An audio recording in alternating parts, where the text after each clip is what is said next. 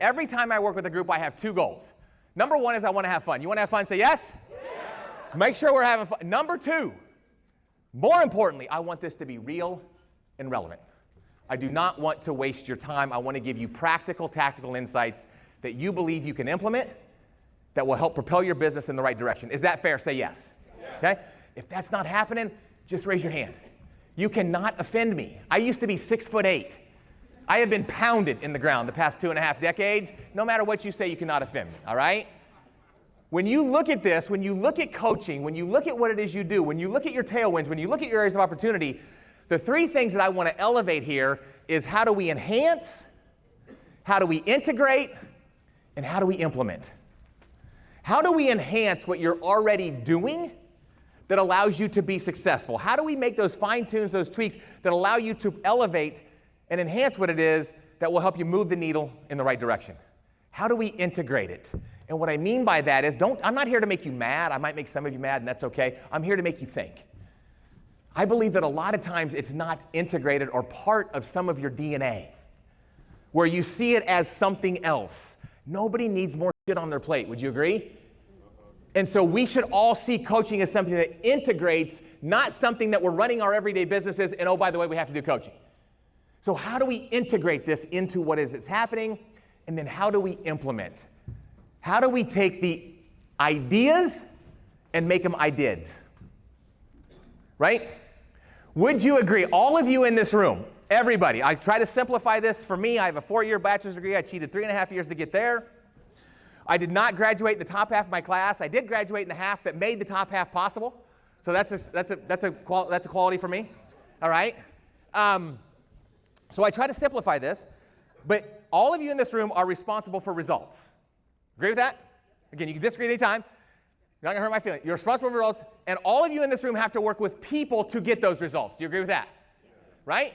My philosophy for the past 2.5 decades is that people drive results, results don't drive people. So if I can learn and not manipulate, if I can learn and understand how to leverage the talent around me, I can get the results that I want.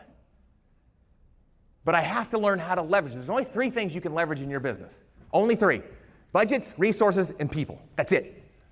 So how am I, and leverage should be your best friend every single day. If you're not thinking about leverage, like how many hours do you have in a day? How many hours do you have in a day? How many hours? 24. Bullshit.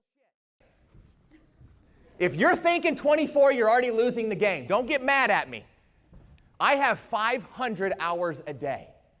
I have 50 people that work for me. They work on average 10 hours a day. That's 500 hours. If I'm thinking 24, I'm already behind the 8 ball. What am I doing to maximize 500 hours? What are you doing to maximize however many people work under you and work with you as you drive? If you're thinking 24, you're thinking internally. You need to get thinking bigger. I don't know how many hours you have in a day, but do I maximize 500 hours a day? No. But that's how many hours I have. How many hours do you have? And how many hours are you maximizing? That's leverage. That's what I'm talking about. So we got to get out of the time and we got to get out into what's possible. So ultimately, when it comes to coaching, it's about the re's. How do we reimagine? How do we refocus? And again, I'm not saying you're not doing this. This is not an indictment. Don't take this the wrong way. Some of you are already doing this. Some of you maybe have done this in the past. You need to get back to it because other stuff has taken place. Some of you, maybe there might be some new ideas that you need to implement that will help enhance the business. But let's get back to, again, reimagine, refocus, reset, restructure. What are those things that we can do that allow us to move in the right direction? Good? So I've been at this for 35 years. I'm 48 years old. When I was 14 years old, some of you already know this story, but it's even better the 10th time you hear it, Bobby. When I was 14 years old, I had a chance to meet a guy by the name of Zig Ziglar. Does anybody know who Zig Ziglar is? I had a chance to go backstage. I met Zig in Chicago at the Rosemont Horizon, now called the Donald Lee Stevenson Center. And I said, Dad, this is what I want to do with my life. My dad was sharing the stage with Zig. I said, this is what I want to do with my life. He said, you're 14. Why don't you think about it for a little bit? Come back and talk to me. I said, fine. I thought about it. So from 14 to 20, I had a chance to be mentored under Zig. Okay, didn't realize the impact it's had on my life. Every day that still has an impact on my life. At 20 years old, my dad sold his business. Both my mom and dad were entrepreneurs. My dad sold his business, and they both coached me to go to work for a company called Dale Carnegie Training. You ever heard of Dale Carnegie Training? He wrote a book in 1936 called How to Win Friends and Influence People. At one time, it was the second bestseller of all time, second to the Bible. Okay? Then I wanted to be Carnegie's franchise all over the globe. I wanted to be a franchise owner. At 25, a bunch of franchise owners were getting out of the business. I broke away, hung my own shingle, and 23 years later, here we are. But again, it's one simple philosophy. I'm not that smart. By the way, if you're the smartest person in the room, you're in the wrong room, right? How are you elevating your game? But if I can work and understand people, not manipulate, but leverage, I can make some awesome shit happen. And you can too. And I'm not saying you're not. So again, don't take offense.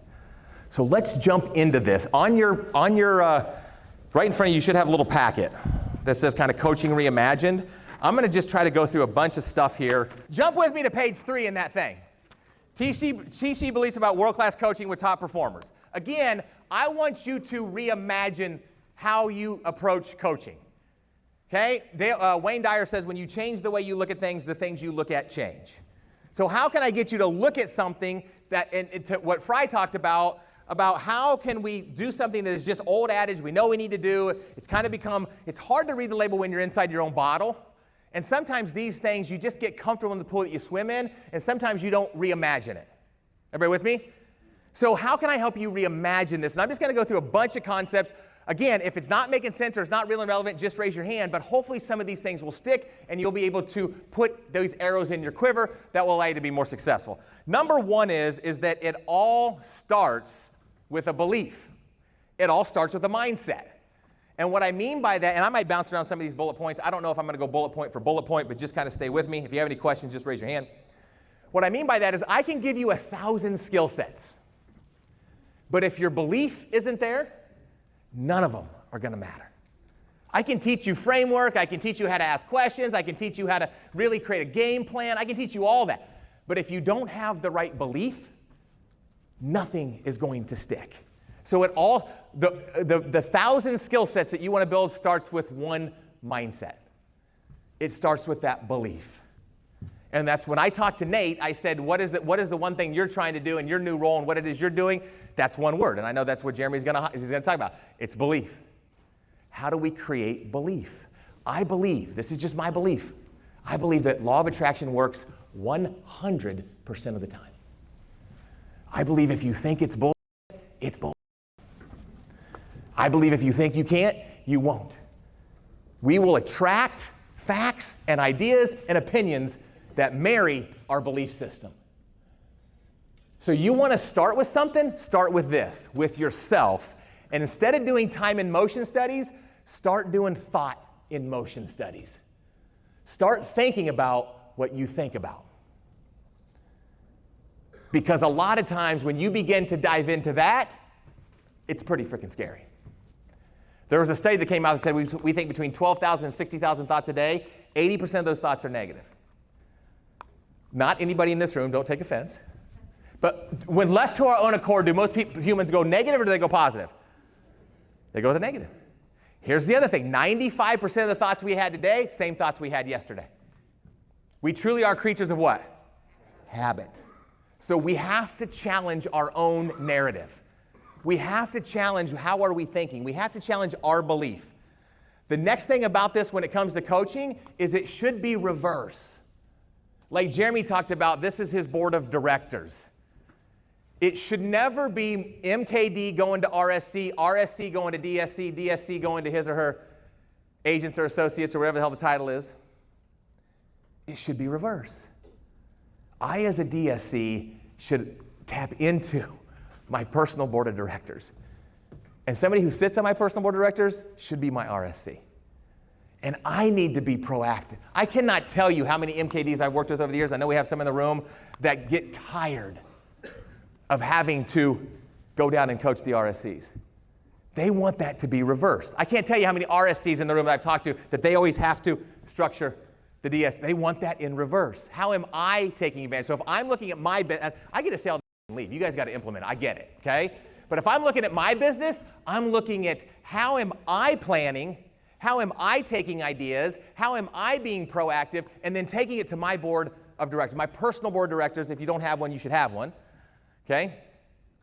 And what am I doing tapping into? And by the way, some of these people, I would add those people to my personal board of directors. Some of those people that just came up on the screen. If I'm in this business, I would add them to my personal, even I don't care if they know if Jeremy's not my personal board of directors, he might not even know it. What am I doing to create the plan? How am I being There's a difference between responsibility and accountability. I want to remove accountability. I want to create responsibility. Responsibility says, you come to me with the plan, you hold yourself responsible to do it, saves me the time of having to look over your what? Shoulder. I'll be there, but let's remove accountability and let's start creating responsibility. So how can we change that mindset? How can I get my RSCs to come? If I'm an RSC, how can I take that off my MKD's plate?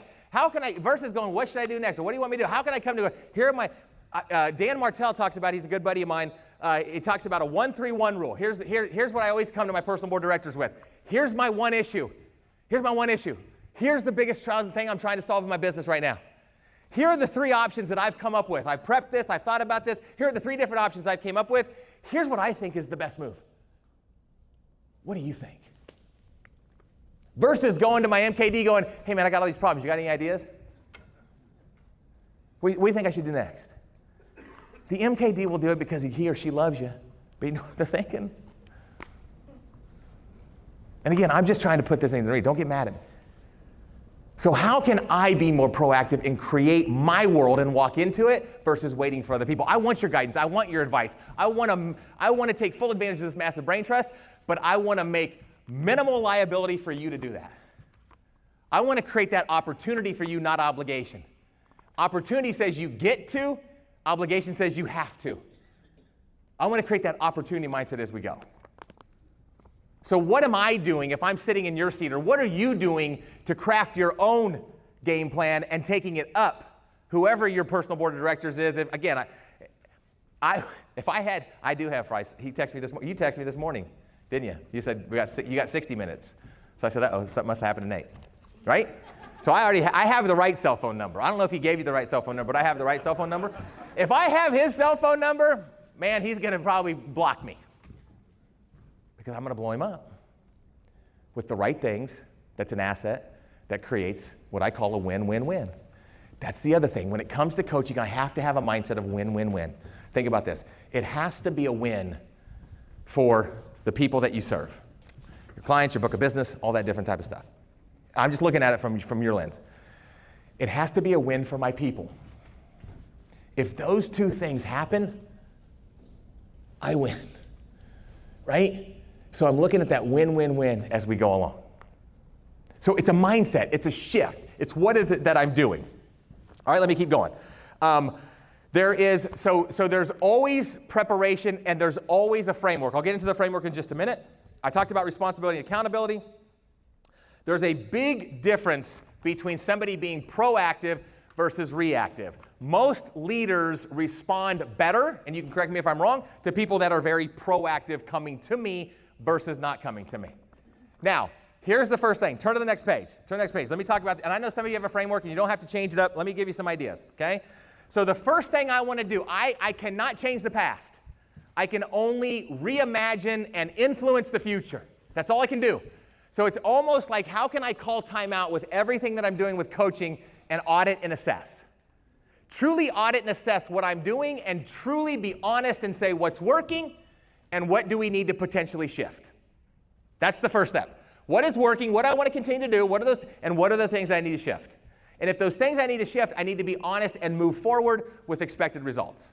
Okay, so let me talk about the first thing I would do with all my people, and again, you don't have to do anything. The first thing I would do is I would have what I call a CAP meeting or a foundation meeting.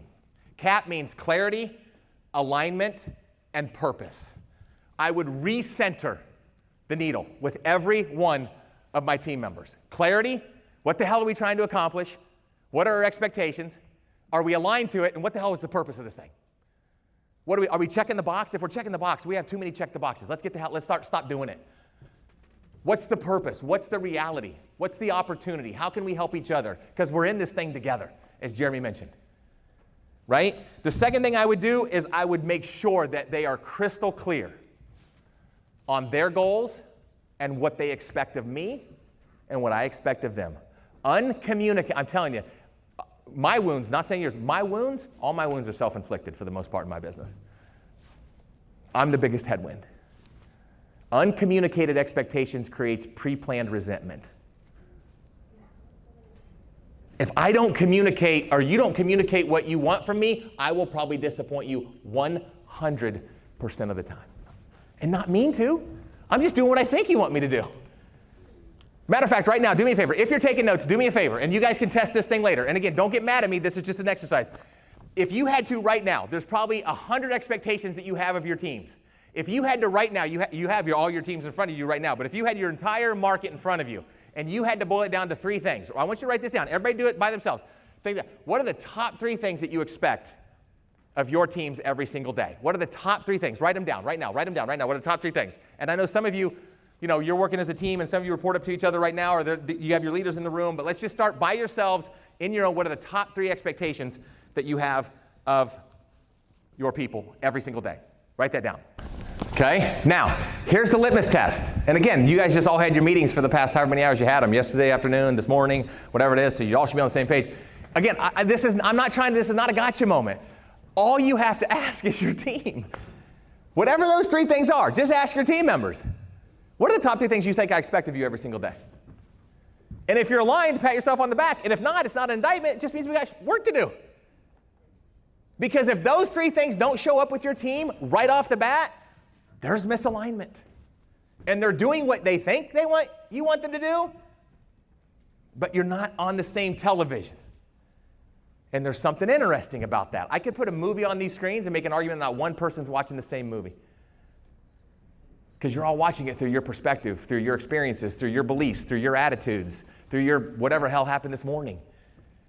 And if I'm not crystal clear on expectations, we'll probably disappoint each other and we'll probably get off as we go.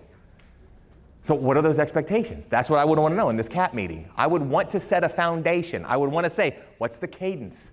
How often do you want to meet? Is that realistic? What does that look like? Here's my expectations of everybody that I coach. There's 3 things. If I'm coaching, there's 3 things. Number 1, I call it the last 10%. We will always have the last 10%, meaning there are times in coaching conversations where I will avoid the last 10% that I need to talk about. I'll talk about the good things. I'll talk about some of the things that might not be as controversial. I might not talk about the conflict. We're going to talk about the last 10%. And it might be uncomfortable. I might not like it. You might not like it. But that's the only way we're going to get to authenticity. And I want you to be confident, comfortable, and competent to come to the table and feel free to talk about the last 10%. If I'm doing something wrong or I think you're doing something wrong, that is a non-negotiable. And if we can't play by those rules, no problem. I'll just take my ball and go home. It's not worth it to me if we don't have that authentic conversation. Okay? Number 2, implementation is a must. Implementation is a must. We must do something with it. If we're not going to do anything with it, if you're not going to get on the treadmill, I'm done coaching. And number 3, you have to be open. I can't tell you how many people immediately went, and not saying anybody here, how many people when you throw ideas, the first thought is, remember 80% of that thought is negative, the first thought is what? No, that can't happen. I tried that already. That doesn't work. You don't understand my business. You don't know it. All of us, that's the first one. We're going to have yes and thinking. Yes and means can we do it? Yes and we can do this. We can always tell it no later, but immediately when we're coaching, it's got to be open. So those are some of the expectations that you must come to the table if you're coaching, and those are some of the expectations that you can hold me accountable to if we're moving forward. So what's the cadence? What are the goals? What are the expectations? What are the accountability needs? I talked about responsibility or accountability, but I want to know, if we're coaching each other, I want to know if you don't show up and you're not implementing, how do you want me to hold you accountable? Because I promise you I'm going to hold you accountable, but I want you to tell me how. Some people go, just tell me. Some people go, well, set me aside. Some people go, well, maybe coach me and develop me. Whatever that is, I'm fine with. I can align to, but you got to tell me how you want me to coach, how you want me to hold you accountable. And if I don't understand that, I may be building a wedge in that relationship and not even knowing it. Because I might be holding you accountable or talking about or looping back and doing things that you might not appreciate and you might not ever tell me. So I want to be crystal clear and aligned on that. And then the last thing is what are the roles and responsibilities? Meaning, what is my role? What is your role? That's where it comes to who's responsible for what.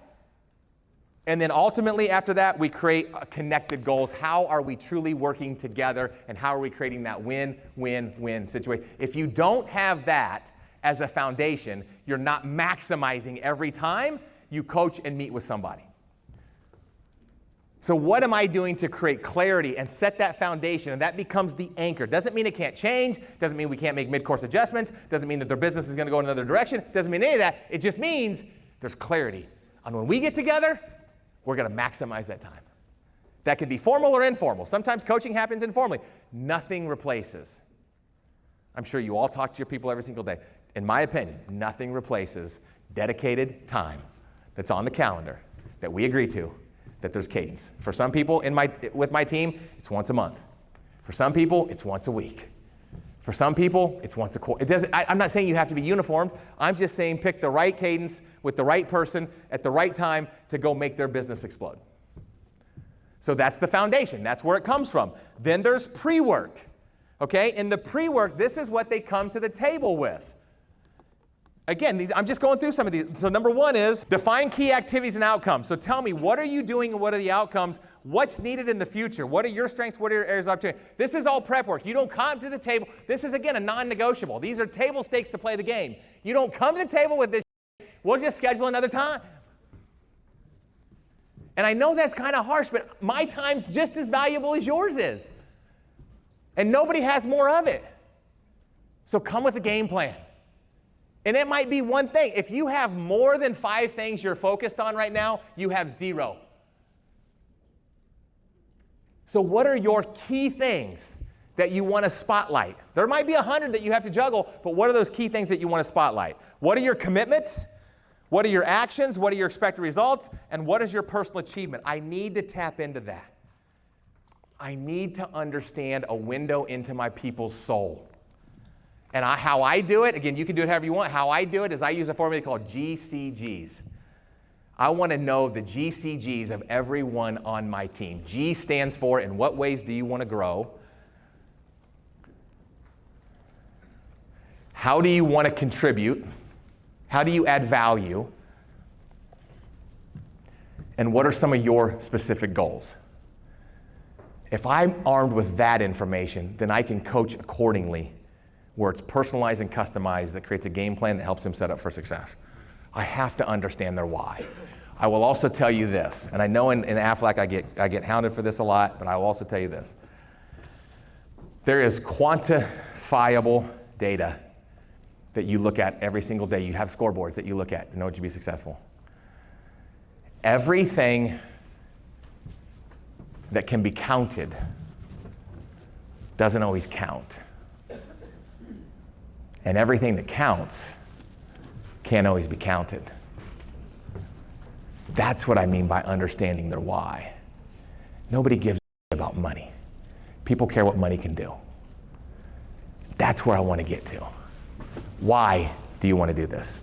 What's in it for you? Because I can tap into that.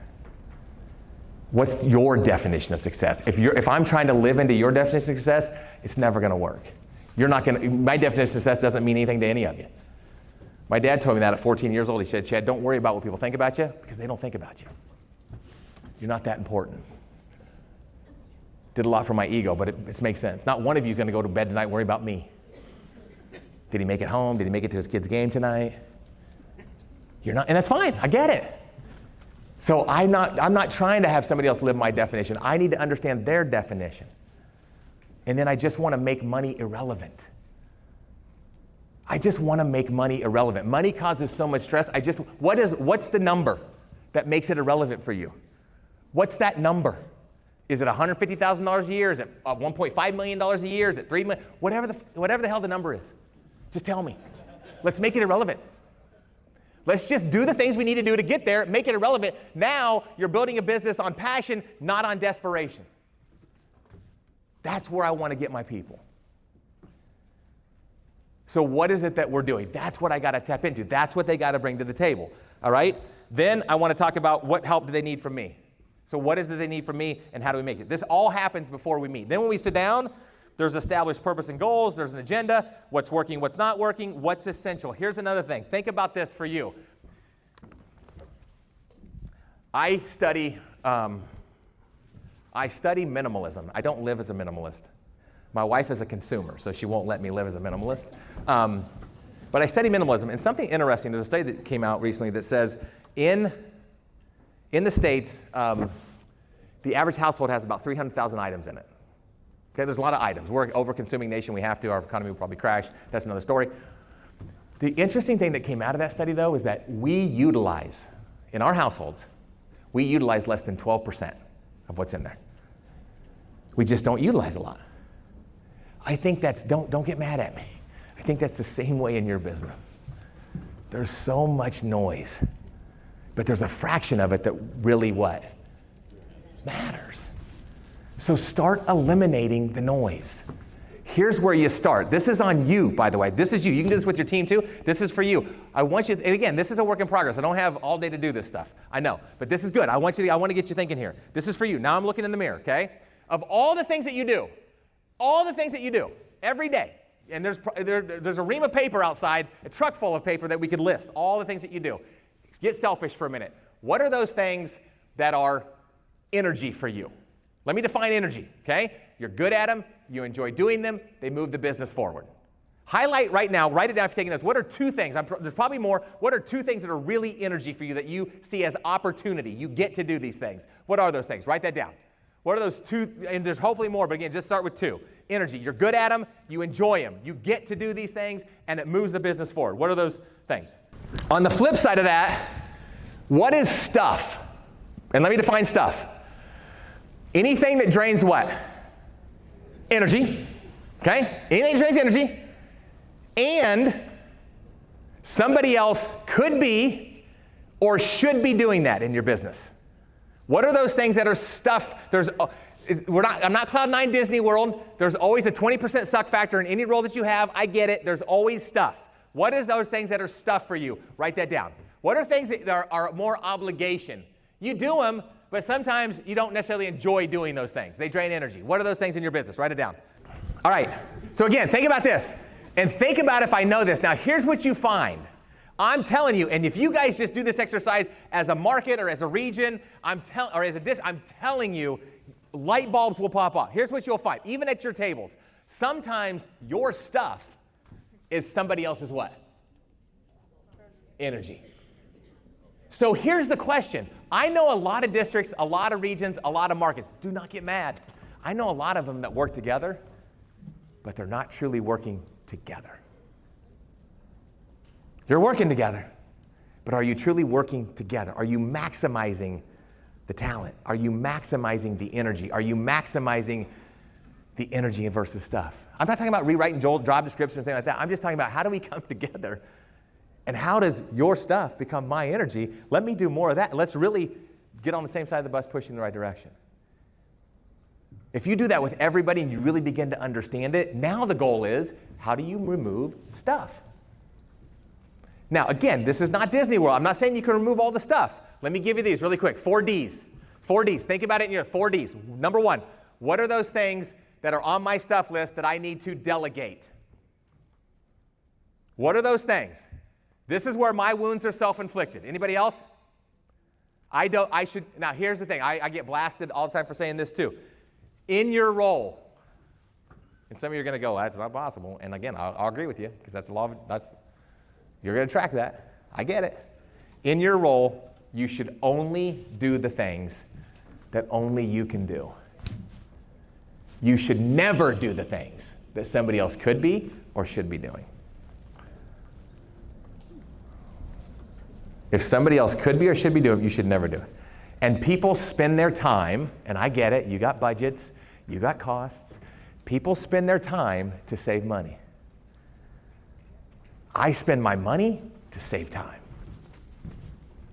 And if you're not budgets, I have budgets. I don't live by budgets though. I have 2 budgets. Every single year we create 2 budgets. I never live my business by budget. I live my business by vision. Budget costs me. Vision helps me grow. I have budgets. Everybody should have budgets. It's good. But I don't let budgets dictate what I do with my business. I let the vision dictate what I do with my business. we figure it out.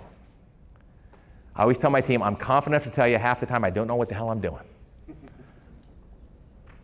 I'm comfortable enough to tell you that, but I'm confident enough to tell you we'll figure it out. We always have. Like, that's where I want to go. But I should be, what are those things that I can delegate? Now, it's not about passing trash. It's about taking my stuff and finding who on the team, that's their what? Energy. Not about passing trash. Don't pass stuff. Now, sometimes you got to pass stuff to stuff, but how do I find that out?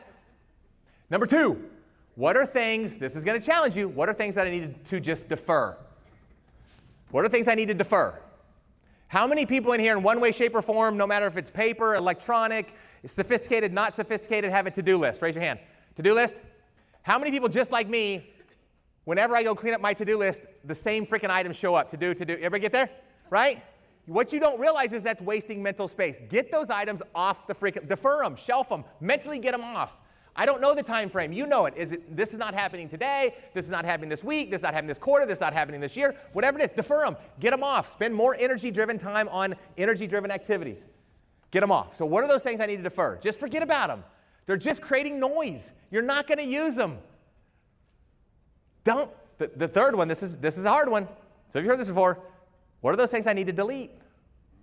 What are those things that just don't add value to my business? And what's under my control? Some of these things don't be deleting like meetings with Fry or anything like that. You know what I mean? But what are those things and here's the thing, it might not be meetings and tasks, it might be habits. What are those things that I do every day that just don't add value or move my business forward? And I don't know those, but you know those. We all have them, I have them. Just be honest with yourself. What are those things that don't make sense?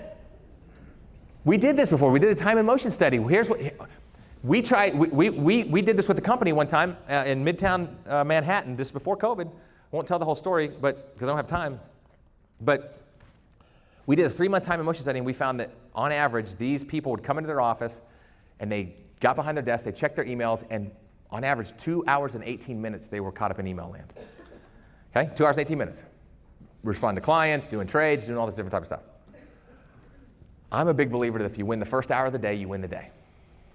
If I can get ahead of it, if I can win the first hour, I win the day. So we tried to convince this group of people. We said, for the first hour, when you come into the office, don't check your email. Well, I might as well have 3 heads. There's no way. You don't understand. We got trades, the market's open, we got all this different type of stuff. So we can negotiate 20 minutes, just 20 minutes. 20 minutes. Come in, define your 3-pack. What are those 3 things that I want to get done today? What are those 3 things that if I get these things done today, I will consider a successful day? How many people have ever shut down work for the day and said to yourself, what did I do? I know I did something, but I don't know if I can prove it. Start defining that. What is a successful day for you? And then audit yourself. It doesn't have to be big. It might just be get through the damn day today. I don't know what it is. Start auditing yourself at the end. 70% implementation of that plan is better than 100% implementation of no plan. Start auditing. What is that 3-pack? So we did that. We just changed that one behavior, and the results, we like 2x'd some of their books just by doing, and I'm not saying it was all us, I'm saying they took the time to change that one behavior, that small shift in their business, 20 minutes, to get proactive versus reactive, get ahead of the day, and it was amazing some of the results that came out. What are you doing to make sure that you're ahead of it? So what are those things that I might need to delete? I don't know if there is, I'm just raising, and the last one is, what are those things I just need to do? That's the 4th D. What are the things I just need to do? Which means I just need to change my mindset. This is what I signed up to do. This is part of my role, part of my gig. Stop whining about it. Just step up and do it. And then how do I get those things out of my way? How many people like me, if you had to be honest with yourself, sometimes when you have those things that are stuff for you, but you know you have to do, you sometimes procrastinate. Any show of hands? Like, I'll do that by noon. You ever do it? And then noon comes, you're like, oh, by the end of the day, I'll get that done. Then by the end of the day comes, you're like, oh, I'll do it tomorrow. And it just keeps perpetuating. Just get it out of the way, do it, move on, get on energy-driven activities. Okay, then next, here's the thing. When I'm in my coaching, here's the thing. They come to me with the product. They come to me with the game plan. We talk about where they should be spending their time. Where's their focus areas? What noise can we eliminate? We get really intentional about their business, really intentional about where it is. Now we define it. It's the next best action. I'm not trying to look at a floodlight. I'm trying to look at a spotlight. What's the next best action that you need to take? I call it the 20-mile march. Or what's the next 5 dominoes? Forget about the 100 dominoes. What are the next 5 that we need to set up, that we need to do, that will get the momentum going? What is that? And define it by who does what by when. Making sure that goes, okay? Then what expected help needed, and then I'm gonna put in my ideas, I'm gonna put in my guidance, I'm gonna give them thoughts, and then we're going to talk about our next check-in. I call it looping, and then our next meeting, we're gonna have it defined, we're gonna have it calendared, because things on the calendar typically do not get crowded out. If it's not on the calendar, it will get crowded out.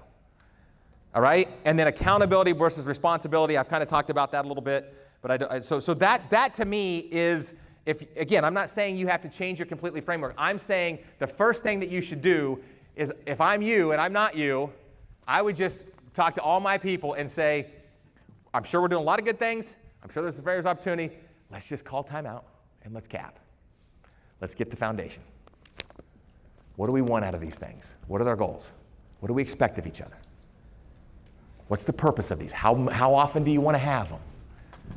What help do you need from me? Here's my expectations of you. And it's almost like, again, my leader is my executive personal board of directors. He or she is my executive director, and I'm leaning on them. They're not calling me to set meeting. I'm leaning on them. So I'm dictating, I'm being more proactive as I go. Then I would make sure that if I'm getting coached, that I come to the table with a game plan. If I'm coaching somebody, they come to the table with a game plan.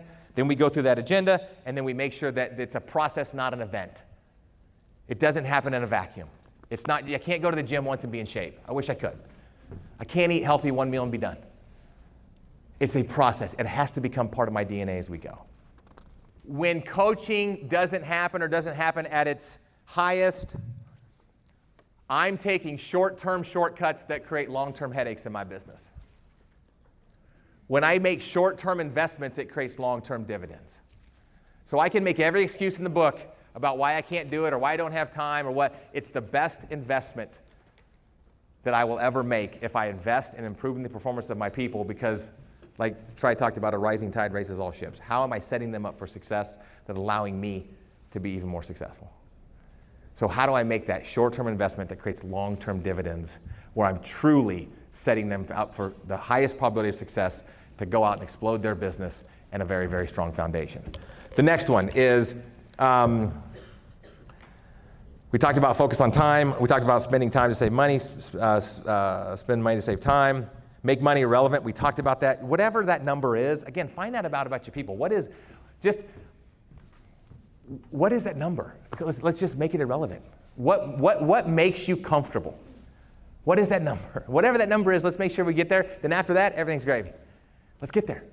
Doesn't mean that we slow down. Doesn't mean that we hit the brakes. It just means now we're building on passion and we're building on opportunity, not desperation trying to hit numbers. What is that number? Making money irrelevant as we go. The couple other things here is I talked about, this was my notes that I put in with Ryan, and he just said, just throw this in there, that you got to be willing to fail.